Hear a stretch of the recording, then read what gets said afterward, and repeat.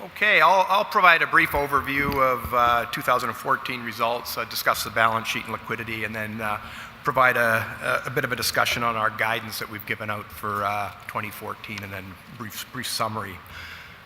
Going back to last year, earnings in 2014, $362 million, down from the $961 million in 2013. And as Don mentioned earlier, our operations all performed well, but they were negatively affected by the lower coal and copper prices compared with 2013, and that contributed to the lower gross profits of both the coal and the copper business units. The higher zinc production, mainly from Red Dog, which went through a softer ore type during the year. Their production was up, and that combined with the higher zinc prices. So that was the one positive business unit that we had this year compared to 2013. And of course, the effect of the lower coal and copper prices, that was partially offset by the favorable exchange rate and the savings arising from the cost reduction program that Don also talked about. Also, reductions in the G&A, R&D, and the exploration, those were mainly due to the savings arising from our cost reduction efforts. And taxes, minority interests, they look favorable, but they're really tied to the lower profits, so that's what's driving those changes. Just looking at the chart on the left, and that shows our revenue by region, and China is now our largest single market. These figures do change by commodity. Asia accounts for about 75% of coal and copper, but just under 30% of zinc.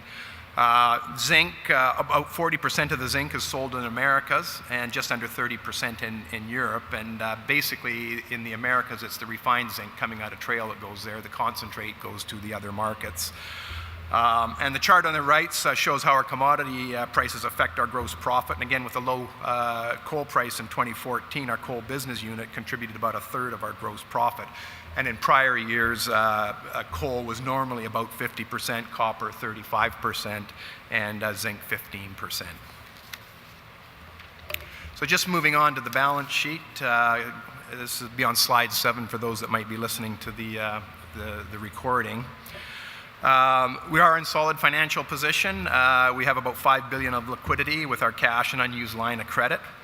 We only have $300 million of notes, and that's due at the end by the end of 2016. Further out, our maturities average about $600 million, which should be relatively easy to refinance if we choose to do so. And as Don mentioned, assuming the current commodity prices and exchange rates, no unusual items, and that we meet our guidance, we do expect to end this year with about $1 billion in cash without materially increasing our US dollar debt. And as a reminder, there are no financial covenants in our public debt indenture, and just one financial covenant in our bank credit agreement, and that requires us to maintain a debt to debt plus equity ratio of below 50%. And at December 31st, we were at 31%. Investment grade credit ratings. Maintaining investment grade is very important to us. S&P and Moody's both recently downgraded us one notch to BBB low and changed their outlooks from negative to stable. But as the table indicates, all 4 of the major agencies have us in the investment grade category.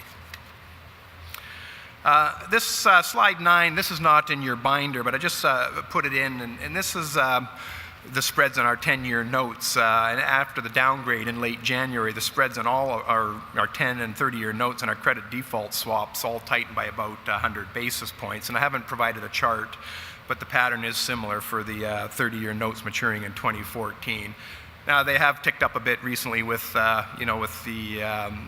rally in the U.S. Treasury rates, and of course there's lots of demand and lots of supply in the market right now for these notes. So we do have conservative financial policies. We do target investment grade credit ratings. Our preferred position is in the mid BBB range. And our targets are set to maintain that. It's 30% debt to equity ratio, interest coverage of 6 times or better, and leverage of 2.5 times or better. And we're not there, and accordingly we got downgraded. We do want to maintain sufficient unused credit lines. We do have a US $3 billion line outstanding. It's undrawn at this time. We're currently sitting on about 1.6 billion Canadian of cash. Our defined benefit pension plans are conservatively funded. On a consolidated basis, they're about 97% funded, and it would take about $100 million to top up all of the funds that are below 100% if we wanted to take them to 100%. And on a going concern basis, we're well over 100%. Cash is held in liquid low-risk investments. Current cash is about 50% in Canada, 30% in Chile, 10% in the States, and the remaining 10% in a number of jurisdictions around the world. Dividend policy considers market environment, our desire to maintain our investment-grade credit rating, the capital spending plans that we have in place, and any potential investment opportunities that the business development group might be looking at. So those are all things that we look at from a financial policy perspective, and what level of dividend the board ultimately might decide to declare. Next slide, limited price risk hedging. We believe shareholders invest in us for exposure to commodity prices, so we're not big into hedging except under certain circumstances. General practice is not to hedge revenue except on occasion to preserve major capital investment economics and protect the financial viability of the company. And we do consider buying Canadian dollars forward to protect our operating margin in our coal business. That's dropped off over the years with the move to quarterly pricing and more spot pricing recently. And we do that because of the fixed nature of the quarterly contracts where there's no movement in price, but in the base metal business, if the exchange rate moves, the commodity price might be moving, so there's a bit of a natural hedge there.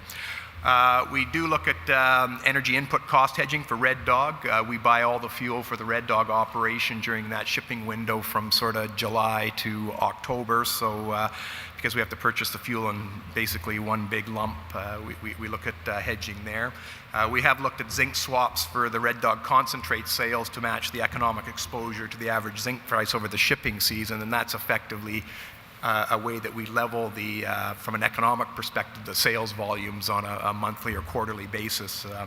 Again, Red Dog has low sales in the first half of the year and high sales in the back end of the year because of the shipping season. And again, we'll look at one-off commitments in various foreign currencies if we have a major capital expenditure where we want to just fix the price of that equipment. There's a lot more detail on the outstanding hedging positions in the notes to our financial statements. I think it's in note 24.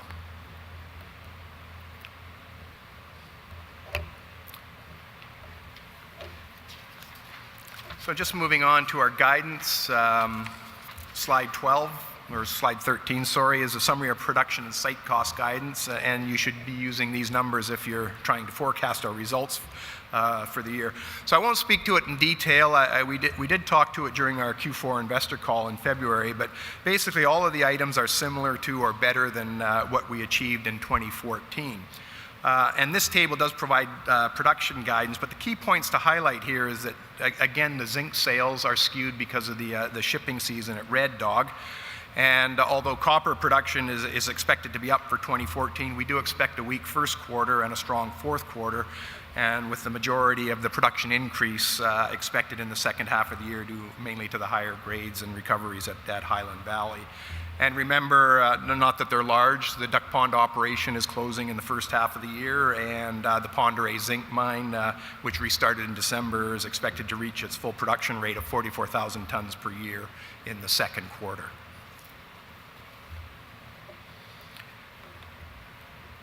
Capital spending on slide 14. CapEx is $1.6 billion plus capitalized stripping of $775 million for a total of $2.3 billion. It's a little higher than 2014, and I'll speak to that on the next slide.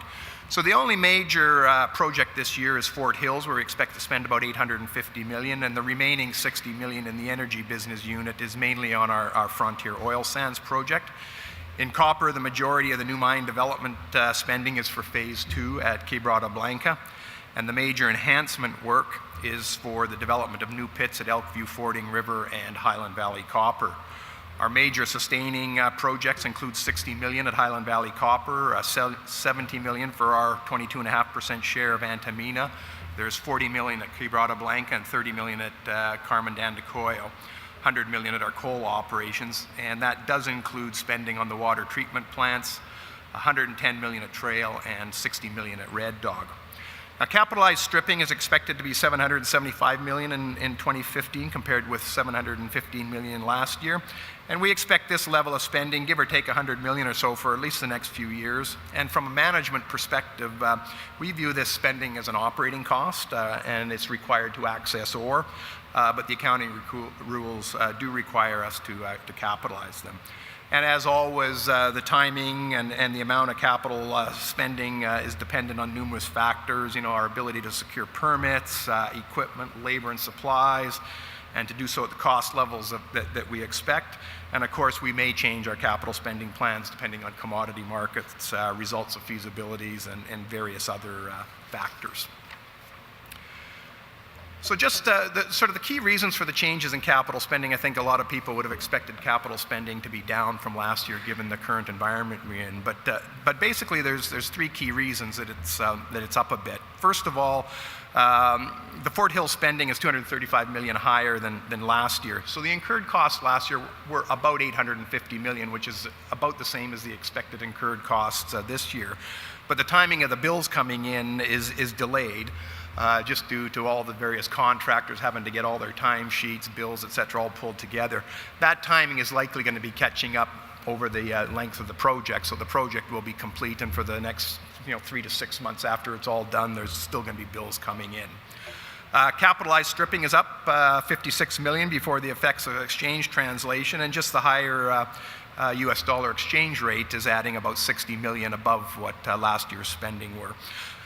When you look at our major enhancements and all of the costs, they're down about 220 million. So overall, down on the basic stuff, up from Fort Hills, which is really a timing of when the bill's coming in, exchange rate, and the capitalized stripping.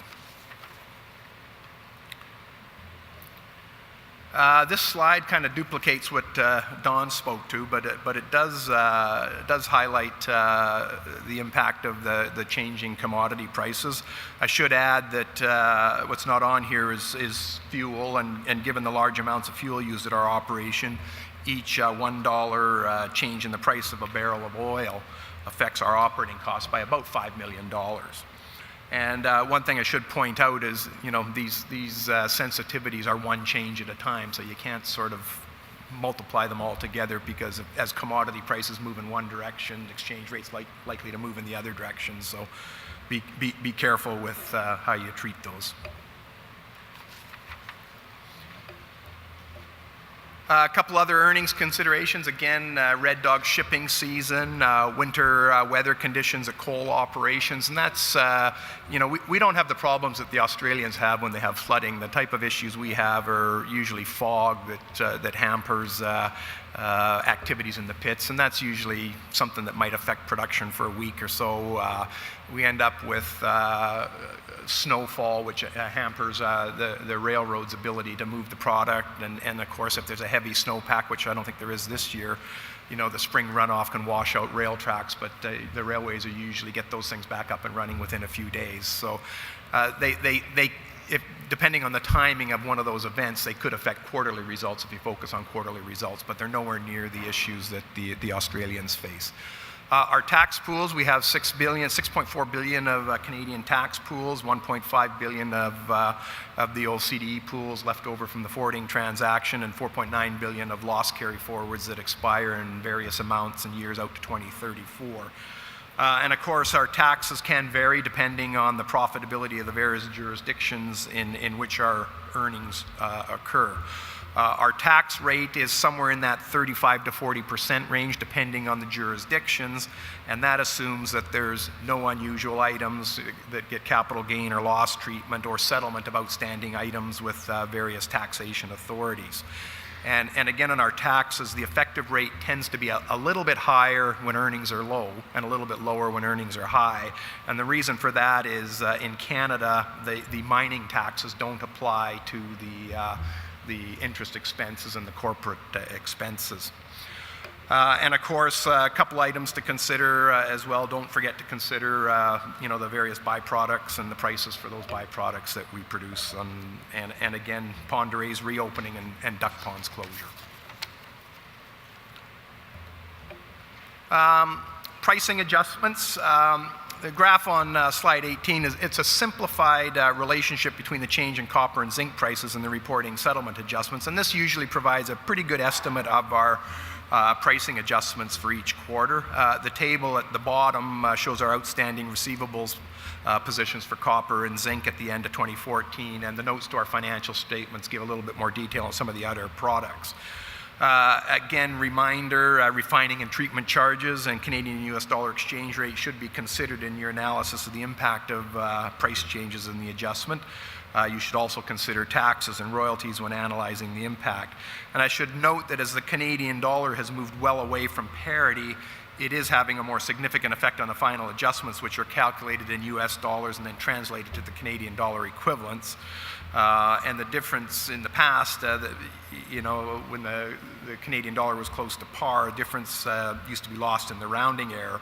And of course, some of the other products can move the adjustment outside the range shown in the chart, and that happened in Q4 when they all tend to move in the same direction. So normally some go up, some go down, and they offset each other, but if everything goes in one direction versus the other, you can move outside of those ranges a little bit.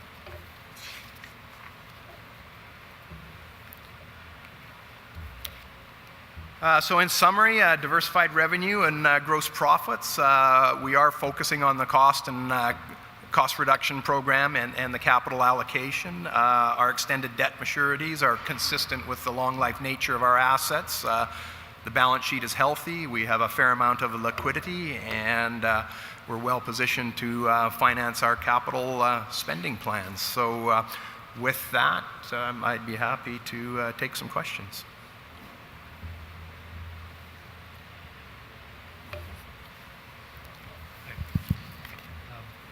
Good morning. Jorge Beristain with Deutsche Bank. My question is, you went through your target ratios quite quickly, and I just wanted to make sure I understood. Did you say 2.5 times net debt to EBITDA was the target? Debt to EBITDA is 2.5. Interest coverage is 6, and debt to debt plus equity is 30%. And those are all against mid-BBB. Okay. And do the credit agencies look at the EBITDA as reported, or do they make any adjustments for the capitalized stripping impact? They make their own adjustments. Capitalized stripping is part of not one of their adjustments, but they treat all leases as capital. They put the pension deficit or surplus as a liability on the books, and they have other adjustments that they look at as well. Right. So I guess my question is the sort of roughly $500 million a year that you guys have as capitalized stripping that does not. Sorry, Jorge, I can't hear. Sorry, is this working? Sorry, my question was the $500 million that you have as capitalized stripping. If that is something that the credit agencies, when they look at your debt to EBITDA targets, when we talk about EBITDA, does that include the $500 million added back, or taken away, or is that just the No, it's just number? treated as capital. Okay. Yeah. Thank you. And in terms of the, where your ratios appear to be headed, what levers do you think that the company has to pull right now so that you can meet the 2.5 times ratio, or is that more of a flex target? There's not much we can do in this environment to get there quickly. We're more concerned on the downside than going back the other direction. Good afternoon. Thanks, Ron. Ralph Profiti from Credit Suisse. Ron, impairment testing under IFRS, between your assumptions and the spot prices, assuming they stay where they are, what businesses are most at risk?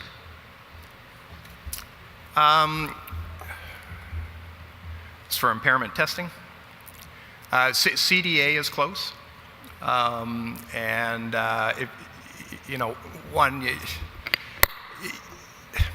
for impairment testing, you have to think that a spot price is going to be the long-term price, because it's not, the impairment tests are not based on a spot price. It's based on what the views of long-term prices are. It's what the market views the long-term price, not what we do. and there's a range. It's not a specific number, so there's lots of views out there. But CDA would be one. Two of the coal operations are close, but they're all cash flow positive right now. And oil sands, there's no issue with oil sands at at an $80 price there. So.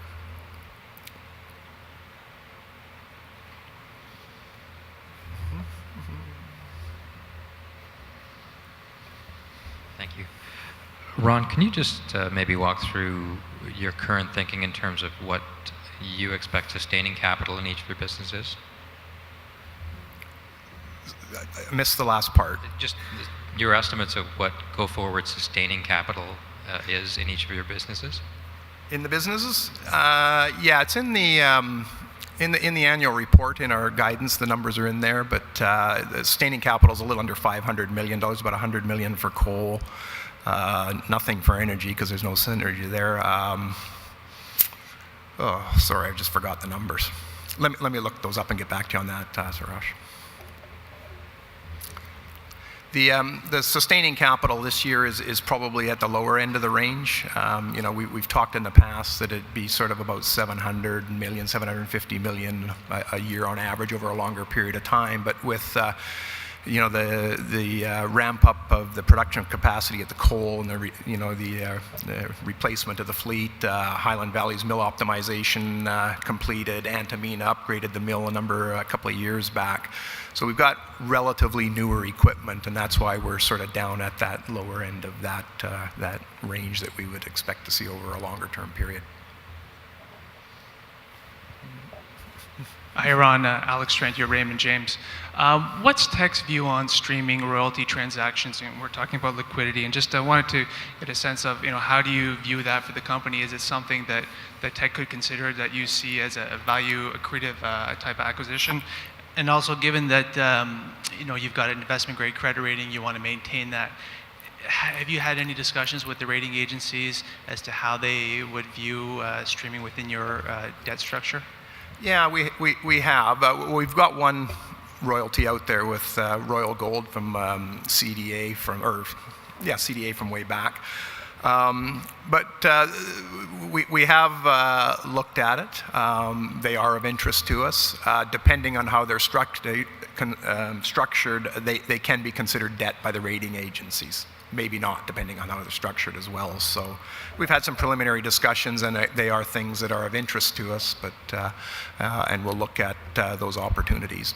But we haven't done anything other than the Royal Gold one, which was done back in 2009, 2010. Hi, Orest Walker with Scotiabank. Just coming back to the balance sheet again, in terms of potential levers to conserve cash to maintain the investment grade rating, obviously adjusting the dividend is one of them. But what about divestments of either operating or non-core assets? Is that something that could be possible this year? It's possible. There are a number of assets on the balance sheet that they're sitting there for another day, and we could potentially look at the opportunities if we needed to protect the balance sheet. Streaming would be another opportunity that we would have as well. Would you have a preference of divestments over streaming? You just have to look at the opportunity, I think. Streaming is, it looks like there's something that you could put in place pretty quick if you wanted to, whereas a divestment might take more time. But they're situation specific, I guess, would be the best way of describing it. Okay. Thank you.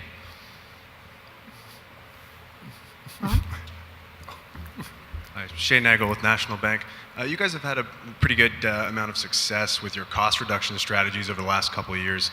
Any more opportunities to realize some benefits there?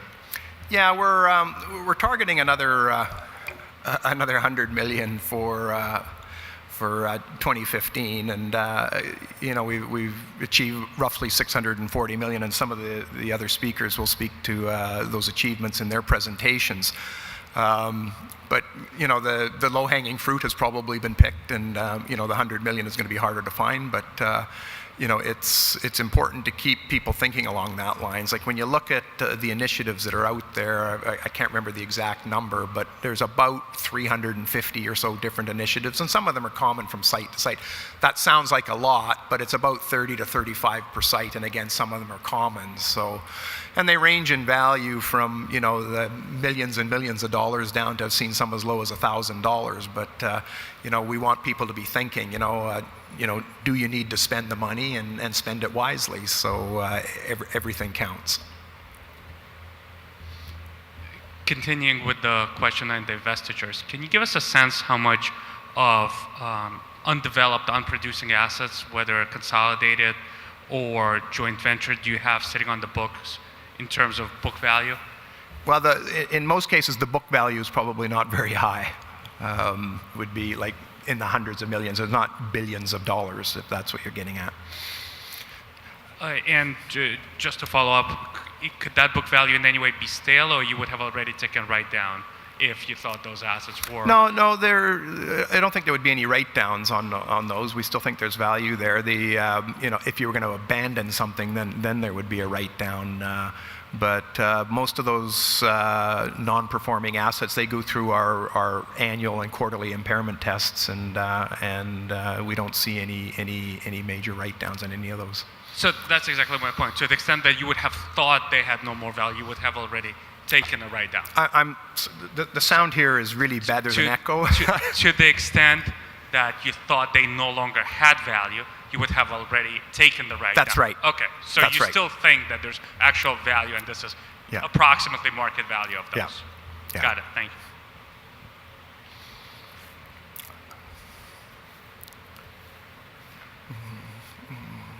Hi, Brenda Thibodeau from Aetna in Hartford, Connecticut.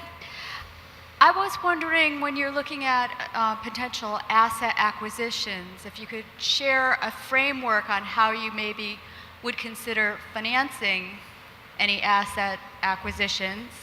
And second, have you looked at the oil sands project in terms of looking to finance a portion of the capital spending that's remaining in any form or fashion? I'll go to the oil sands first. So the intention with the oil sands is to finance it with cash flow from operations, and if commodity prices are such that we need to finance, we would expect that we would go into the unused line of credit for that. On potential business development opportunities, situation specific, but again, the preference is buy something that's cash flow and hopefully use debt and or cash on the balance sheet to do that. The thing I should point out is, other than the Fort Hills project, where we have the two other partners and we're dragged along with them on that project, all of our other projects we control the timing of, so we can shut them down at any point in time if Andrew Golding's team comes up with a better opportunity for us to pursue. So first preference is obviously cash on the balance sheet, then additional debt, maintaining our investment grade credit rating.